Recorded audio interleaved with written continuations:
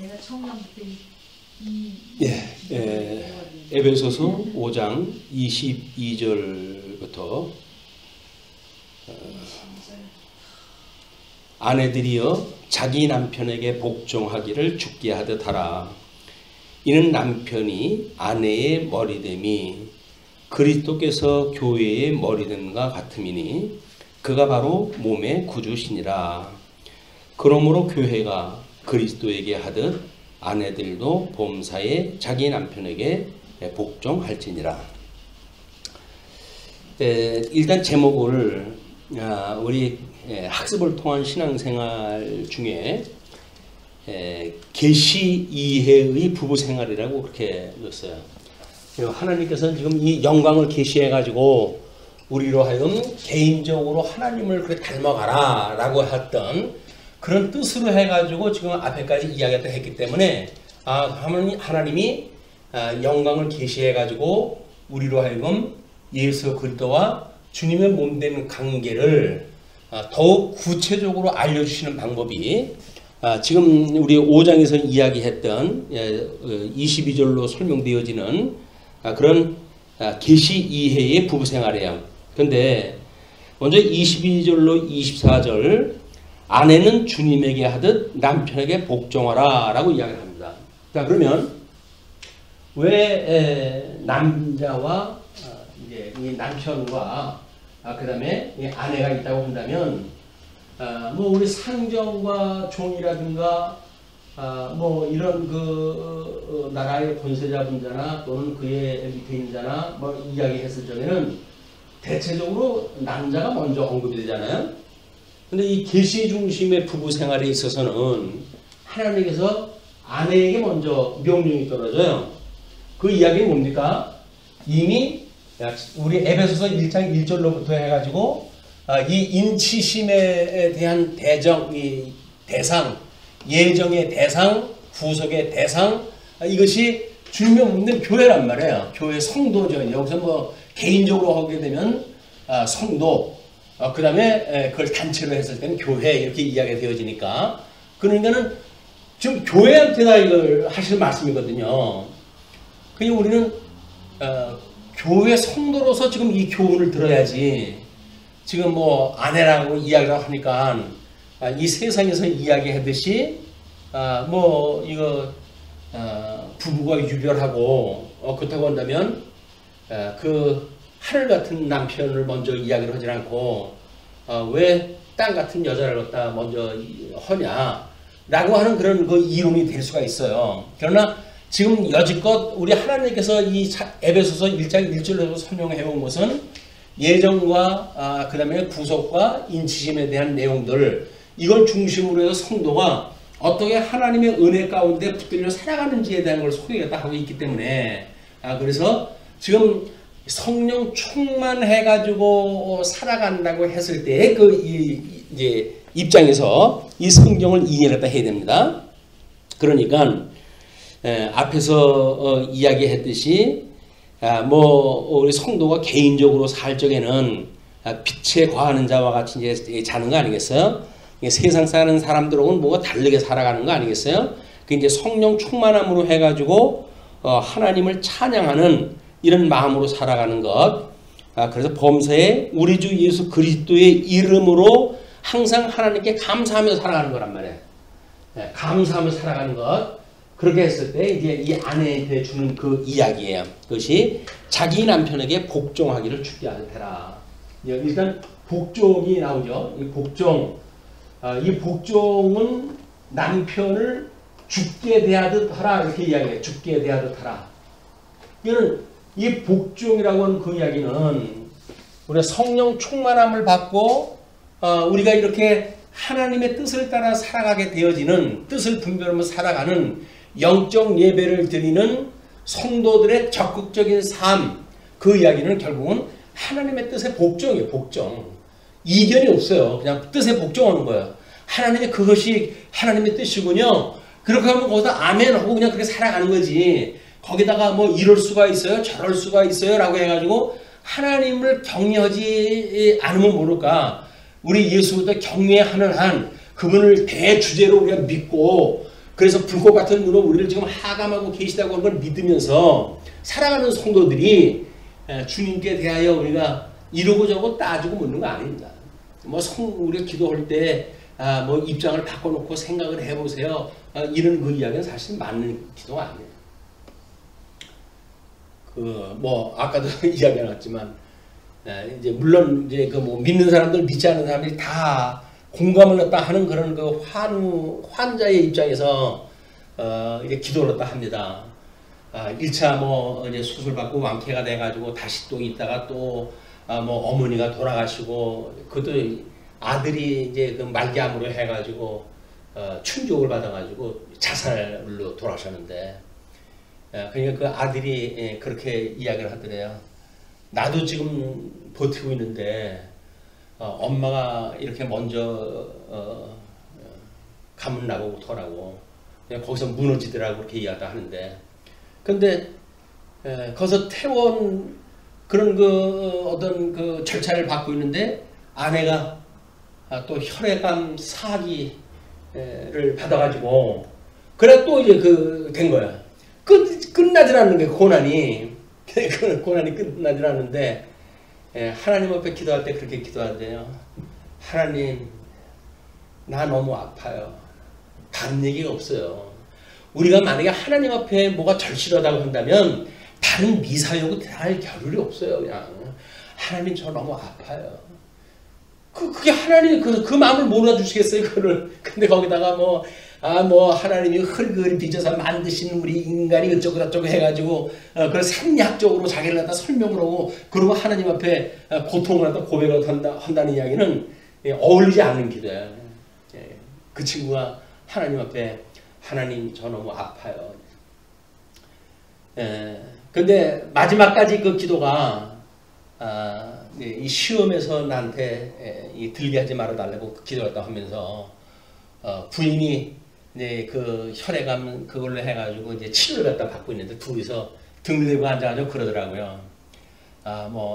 그래서 무서워 뭐 이런 이야기를 했더니 쫄지 마 이렇게 이야기를 하더라고요. 부인은 쫄지 마.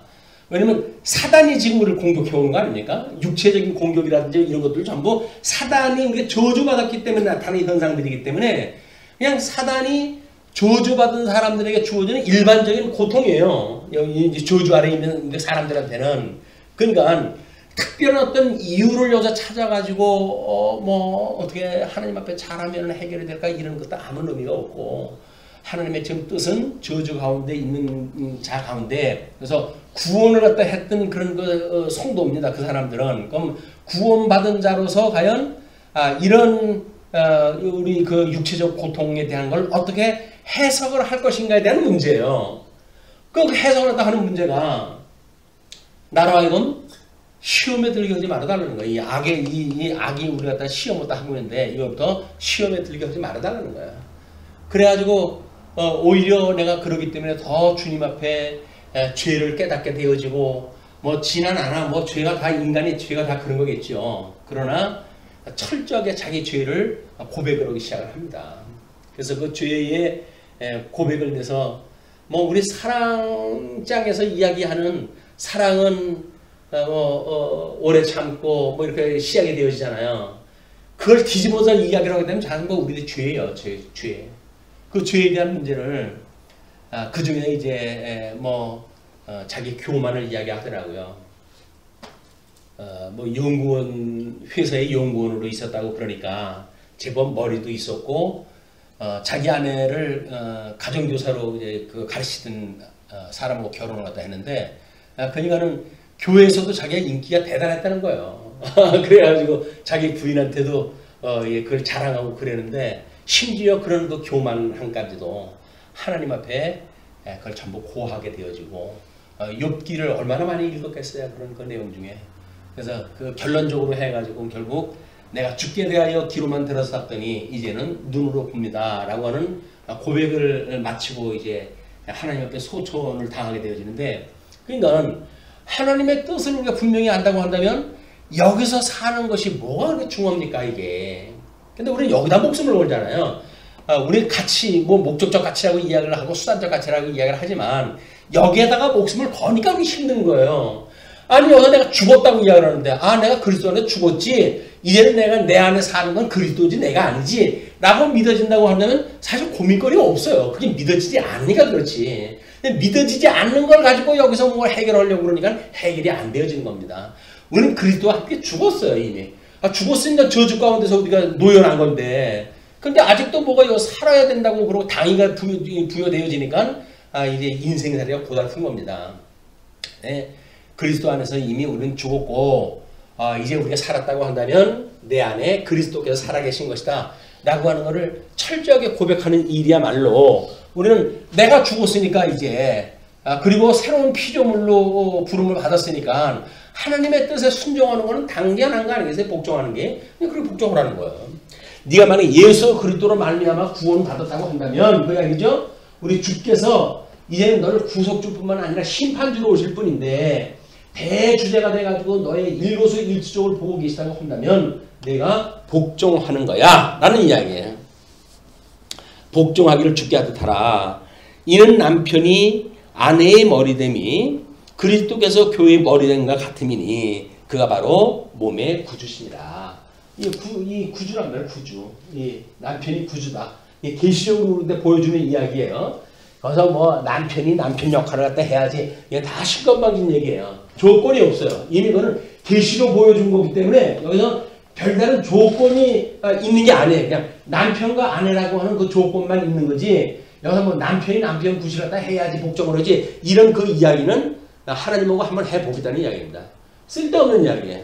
그냥 예수님을 우리 남편을 주라고 생각을 한다고 한다면 우리가 예수님에게 복종하듯이 남편한테 복종하라는 이야기예요. 악한 남편이 뭐 더 할까요? 악한 남편도 복종하는 거예요. 복종할 만한 사람한테 복종하는 건 누구는 못합니까? 뭐 너무 존경스러워가지고 뭐 가만히 있어도 존경하고 복종하게 된다고 한다면 그야말로 뭐 조건이 복종케 하는 거지 자기 믿음으로 복종케 하는 게 아니잖아요. 그냥 우리가 복종한다는 이야기는 조건이 없어요. 그냥 남편이기 때문에 복종하는 거예요. 그러면 뭐 이제 여자에 또 할 얘기가 있겠지만 여자들이 할 이야기는 나중에 한번 이제 생각을 해봅시다. 또 나오니까. 그러므로 교회가 그리스도에게 하듯 아내들도 범사에 자기 남편에게 복종할지니라. 교회가 그리스도에게 하듯 교회라고 하는 이야기는 그리스도에 복종하는 그 기간이지 여기서 구성원들이 해가지고 구성원들 어떤 입맛에 맞춰서 살아가는 것이 아니란 말이야. 우리는 뭐 부부 생활도 그렇게 생각하지 않는데 교회 생활을 그렇게 생각할 까닭이 있습니까? 교회 생각, 이 교회 생활이 무엇인가를 아는 것만큼 믿어지는 것만큼 남편과 아내의 관계를 믿는 거예요. 교회에 우리가 정말 주께 복종하듯이 여기서 하는가? 내가 주어진 삶을 정말 주를 위해서 살아가려고 하는가? 아니면 왜 내가 그래야 되는데? 그냥 내 마음대로 살아갈 수 있죠. 뭐 더 있어요. 그럼 한국에 못 말리지. 하나님의 뜻하고 상관없이 자기 뜻대로 살겠다는데 그걸 뭐라고 그럴 거예요. 이게 소용이 없습니다. 하나님이 우리가 이 주님의 몸된 교회가 어떤 것인지 알게 됐을 때 비로소 우리 예수님에게 복종하는 그런 믿음이 만들어지고 그 믿음에 의해서 그 믿어지는 그런 그 도리를 부부의 도리로 이해가 되어지고 그렇기 때문에 남편에게 복종할지라 이렇게 이야기를 하는 겁니다. 자, 다음에 이제 남편에 대한 이야기가 나와요. 25절로 30절. 남편들아 아내 사랑하기를 그리스도께서 교회를 사랑하시고 그 교회를 위하여 자신을 주신같이 하라. 우리가 과거에는 말이에요. 이 부부관계를 어떻게 배웠죠? 남편의 사랑이 아내로 하여금 순종케 한다 이렇게 배웠어요. 그 말에 우리 이 여자분들이 얼마나 공감을 가지는지 몰라요. 그렇지. 사랑받을 짓을 갖다 해야지 지가 존경을 받지. 이렇게 이야기를 하도 여자분들이 얼마나 뭐 그때 아주 대단한 답을 갖다 얻은 것처럼 생각을 했거든요. 성경은 그렇게 말하진 않아요. 조건이 없어요. 그냥 복종하라는 거예요. 그리고 남편한테는 그냥 남편한테는 아내를 사랑하라는 거예요. 남편은 아내한테 사랑하는 거고 일방적인 거예요. 여기서는 사랑을 갖다 하고 그 다음에 여기서는 복종을 갖다 하고 라고 하는 관계지. 남편이 뭐 이렇게 사랑을 갖다 넘치게 주어져 가지고 그래서 아내가 그 남편을 복종한다라고 하는 이야기가 마치 복음의 이치같이는 보이잖아요. 예수님이 우리를 사랑했으니까 우리가 예수님을 존경하다 하는 거지, 사랑하다 하는 거지, 이렇게 이야기를 한단 말이에요. 그래서 이 원리에 맞는지 한번 보십시다. 그 이야기가 원리에 맞는지. 그래서 남편한테 복종하지 않으면서 뭐 신앙생활 잘한다든지 이런 건 전부 거짓말이에요. 남편도 마찬가지죠. 여자를, 아내를 갖다가 사랑하지 않으면서 이러고 저러고 변명되어지는 건 다 거짓말이에요. 자, 그러면 25절에 이제 그렇게 사랑하기를, 교회를 사랑하, 주께서 교회를 사랑하시고 그 교회를 위하여 자신을 주신같이 해라. 여전히 지금 주님께서 어떻게 하신다고요? 우리 온전케 해가시는 걸 지금 주님께서 하고 계시는 거예요. 이게 인치심에 대한 것, 주신다. 우리한테 뭘 주시고 있는 것, 은혜를 내려주시는 것, 한없는 구원의 은혜를 주시는 것, 이런 것들이 전부 성령께서 우리한테 이 일을 다 하시는 거 아니에요. 이게 현재 진행형이에요. 이게 다 영원한 구원이라고 하는 그런 관점에서 보게 되면 이것이 다 이렇게 하나님께 주시는 은혜를 깨닫게 하시는 일이다. 그런 그 이야기예요. 그렇기 때문에 그 교회를 위하여 자신을 주신같이 해라. 그러면 우리 주님이 주님의 몸된 교회를 위해서 어떻게 하셨을까요? 이는 곧 물로 씻어 말씀으로 깨끗하게 하사 거룩하게 하시고, 이제 그 교회를 위하여 자신을 주신같이 하는데 그것은 곧 물로 씻어서 말씀으로 깨끗하게 하사, 우리가 물과 세례를 받는다고 그렇게 이야기를 했잖아요. 그렇게 해가지고 거룩하게 하사, 세속과 거룩이라는 끊임없이 구별을 갖다 해내시고 자기 앞에 영광스러운 교회로 세우사 티나 주름 잡힌 것이나 이런 것들이 없이 거룩하고 흠이 없게 하려 하심이라. 예수님은 주님의 몸된 교회가 흠이 없게 하려고 해가지고 온전케 해가고 계시단 말이에요. 온전케 해가고 있다. 온전케 해간다는 이야기는 지금 하나님의 뜻을 따라 예수 그리스도가 천상에서 이걸 다 이루시고 계시는 거예요.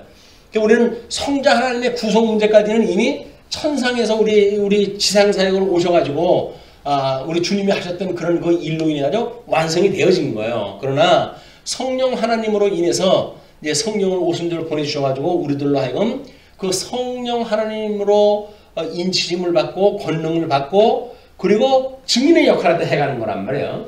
증인이라고 하는 그 이야기는 이 부부 생활에 계시라고 중심, 이 계시 중심이라고 본다고 하면 이것이 바로 증인의 삶이라고 하면 직결되어야 되는 거예요. 증인. 남편은 교회를 흠없이 하는 것처럼 보여주듯이 남편이 자기 아내에 대하여 뭐 시비거리 없어가지고 시비하거나 뭐 그러는 게 아니잖아요. 지금. 예수님이 우리 흠이 있어가지고 책망하고 그러는 거 아니잖아요. 우리 흠 많은 거 다 알고 우리를 갖다 구원해 주신 분 아닙니까?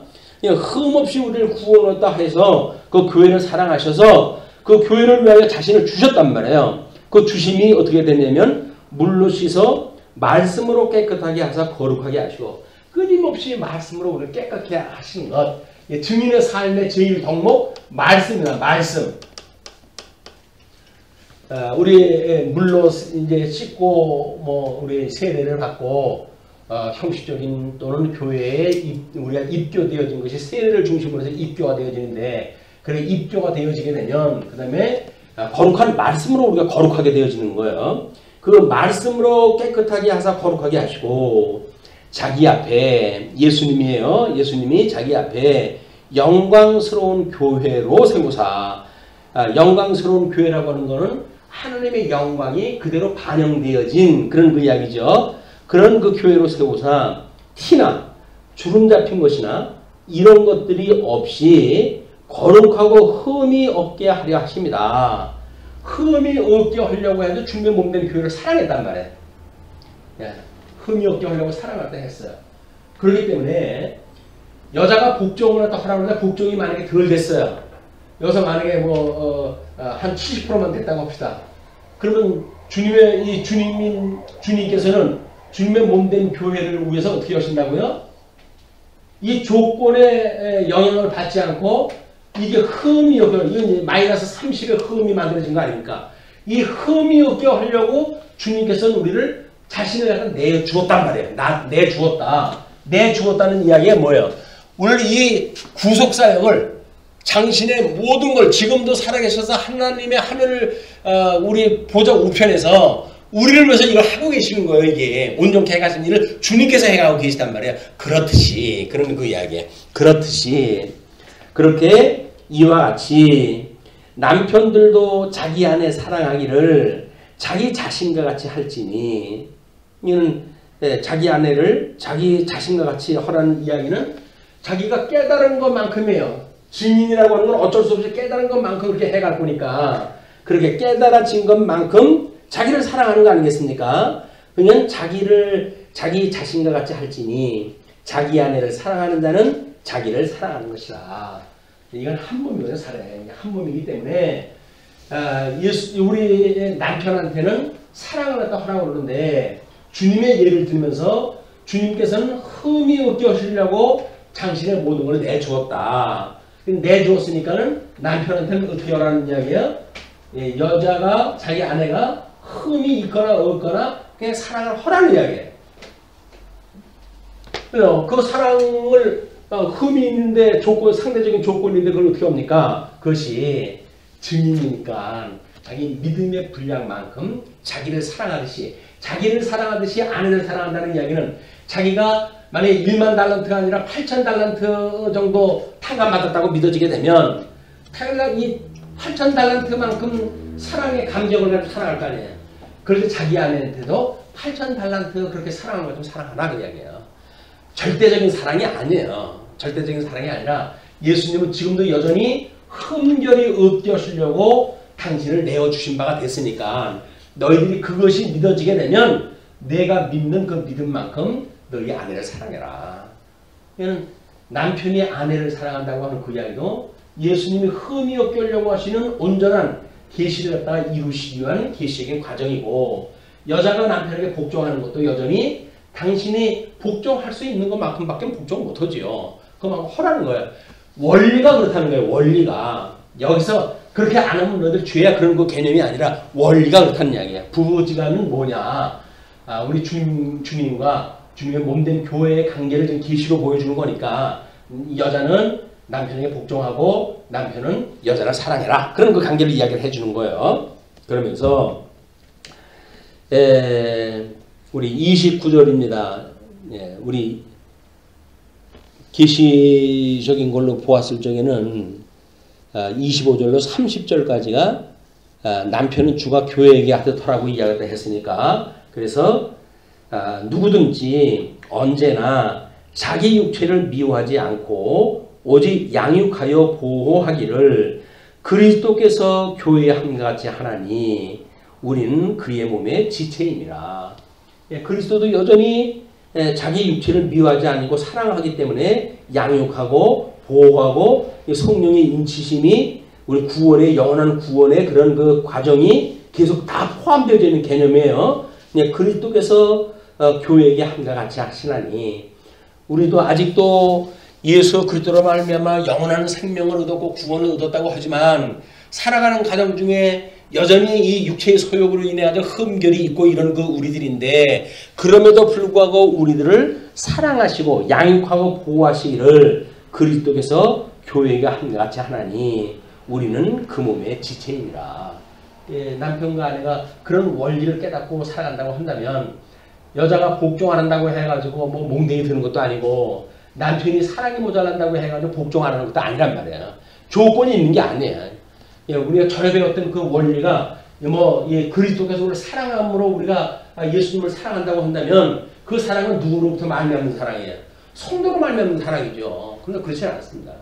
하나님께서 성령으로 하여금 사랑하게 하시는 거예요. 우리가 사랑을 감격을 깨닫고 그러니까 내가 보답하는 마음으로 사랑하는 것이 아니라니까요. 예수님 우리 사랑하는 것이 우리를 구원해 줬기 때문에 조건부로 사랑하는 겁니까? 아닌 거예요. 그냥 죽었던 나를 살리셔가지고 새로운 피조물이 되어졌기 때문에 이제는 하나님의 뜻이 무엇인지를 알게 되어졌고 하나님의 뜻이 성령 충만함을 받은 그런 그 신앙생활을 통해가지고 여전히 대주제가 되신 우리 주님을 아는 것만큼 우리가 사랑을 갖다 하도록 이게 복종하도록 되어져 있는 거지. 그것이 예수님의 사랑을 깨달았기 때문에 자동적으로 그렇게 간 게 아니다. 구원받았다고 하는 사람들이 우리 구원파의 논리로 본다고 했을 때 구원받았다고 하는 사람들이 왜 죽게 하지 않고 지 맘대로 살아갈까요? 그 사람들 구원 안 받았나요? 구원받았으면 구원에 감격가지고 그렇게 살아가야 될 거 아니에요? 저 조건이 많은다고 한다면. 그렇지 않아요. 하나님께서 우리한테 이 인치심의 역사, 성령 충만함의 역사를 갖다 끊임없이 주시질 않으면 주님께 대한 사랑이 없어요. 주님 사랑할 수가 없어요. 믿음이 없는데 무슨 사랑입니까? 그리고 주님이 우리를 다 사랑했기 때문에 우리가 복종을 한다고요? 안 그래요. 우리는 사랑을 하게 되면 양양하지. 사랑을 갖다 하게 되면 양양해요. 그래서 사랑을 했기 때문에 복종하고 그러지는 않습니다. 이 성령 충만함이라고 하는 그 이야기는 결국은 뜻을 분별하는 제일 원리가 되기 때문에 우리 그 인식의 원리 중에 주관자인 게 성령 하나님의 주관자이기 때문에 하나님의 뜻이 무엇인가를 분별하는 데 필요가 있다. 그래서 이 부부 간의 사랑에 대한 문제를 우리가 오해가 있으니까 이렇게 이야기를 합니다. 그러므로 31절로부터 33절까지 부부 생활이 계시 중심의 학습 과정임을 밝혀요. 그러므로 이제 그렇게 몸의 지체이고 그렇기 때문에 복종하고 사랑하는 관계를 가지고 살아가는데, 그러므로 사람이 부모를 떠나 그의 아내와 합하여 그들이 한 육체가 될지니, 이게 이제 한 육체가 되었다는 이야기는 둘이 아니라 하나라는 이야기예요. 부부지간에 이런 조건 따진다면 그건 뭐예요? 다른 몸이라고 이야기를 하는 거예요. 그러나 우리가 한 몸이 되어진다고 한 육체가 될지니 이 비밀이 크도다. 나는 그리스도와 교회에 대하여 말하노라. 그러나 여기도 각각 자기의 아내 사랑하기를 자신같이 하고 아내도 자기 남편을 존경하라. 이걸 지금 그 관계가 뭡니까? 주님의 몸된 그 교회와 예수 그리스도, 머리 대신 예수 그리스도의 관계란 말이에요. 자, 그럼 우리가 이걸 다시 한번 확인할 때 해볼까요? 예수 그리스도와 우리가 구원받았다고 하는 사람들은 뭐라고 그래요? 이거를 인격적 연합이라고 그랬어요. 적붙은 바 되어졌다 이렇게 이야기를 했어요. 그러면 과거에 우리가 이렇게 세상 나와가지고 부부관계를 이야기를 드리면 육체가 다르게 있다고 하는 걸 전제로 해가지고 부부생활을 생각을 하잖아요. 그냥 이게 복음적인 원리가 아니라니까요. 그냥 몸만 우리가 합쳐서 한 몸이라고 이야기를 하지 정말 우리는 한 몸이야 라고 생각을 하지 않으면서 뭘 사랑이고 복종이고 그런 관계를 여기서 이야기를 하면 모르냐고요. 성경의 원리는 그게 아닌데 예수 그리스도와 교회가 하나라는 거야. 하나. 한 몸이라는 거예요. 하나니까 지금 예수 그리스도는 교회를 사랑하고 교회는 예수 그리스도에게 순종하다 하고 그 이야기는 온전케 해가시는 하나님의 영광이 온전하게 해가시는 하나님의 사역하는 그걸 위해서 해가는 일이지. 이걸 끌어다가 여자가 뭐 남편이 사랑을 하다 해야 복종을 하다 하지, 이 남편은 복종을 하다 해야 내가 사랑을 하지, 이런 조건을 가지고 이야기한다는 이야기는 이미 남남이에요. 남남. 그리스도하고 예수의 관계가 아닌 거예요. 이걸 가지고 성경 이걸 해석을 하려고 해석이 됩니까? 안 되죠. 성경 해석이 안 됩니다. 사랑을 하면 복종을 하면 뭐 이 남자가 10사람 사랑을 하다 하면 10여자가 다 그렇게 복종하나요? 안 그래요. 이거는 철저하게 예수 그리스도가 주님의 몸된 교회가 인격적으로 연합되어졌다고 하는 걸 대전제하다 하는 거예요. 그래서 방향 바라보는 것도 우리 주 예수 그리스도 믿고 아는 것도 하나라고 하는 것이 전제되어져 있는 주 안에서의 관계지. 그것도 아닌데 무슨 사랑이고 복종입니까? 그건 세상 여기서 이야기하는 논리죠. 여기서는 그렇게 이야기를 할 수가 있어요. 여자를 끔찍이 사랑을 하니까 또 뭐 여자도 남편한테 그 순종하고 따라가고 그럴 수가 있겠죠. 그러니까 세상 논리란 말이에요. 세상 논리. 근데 신령한 믿음의 세계 논리는 그게 아니다. 예수 그리스도와 주님의 몸된 교회는 이미 연합되어져 있는 거예요. 우리 교회의 머리가 되신 분이에요. 그분의 통치에 의해서 예수 그리스도의 신령한 통치, 창세기 1장 28절에 주어졌던 그 통치가 예수 그리스도로 말미암아 온전히 지금 우리한테 이루어지고 있다는 거 아닙니까? 그 이루어지고 있다고 하는 것이 어떤 형식으로 되어진다고요? 사랑이라고 하는 형식으로 되어진다는 거예요. 근데 통치는 누가 한다고요? 주님의 통치예요. 주님의 통치. 하나님이 다 해가시는 일이에요. 거기에 그 통치의 방식이 우리를 누구는 미워하고 누구는 사랑한다 하는데 우리는 사랑을 했다는 거 아닙니까?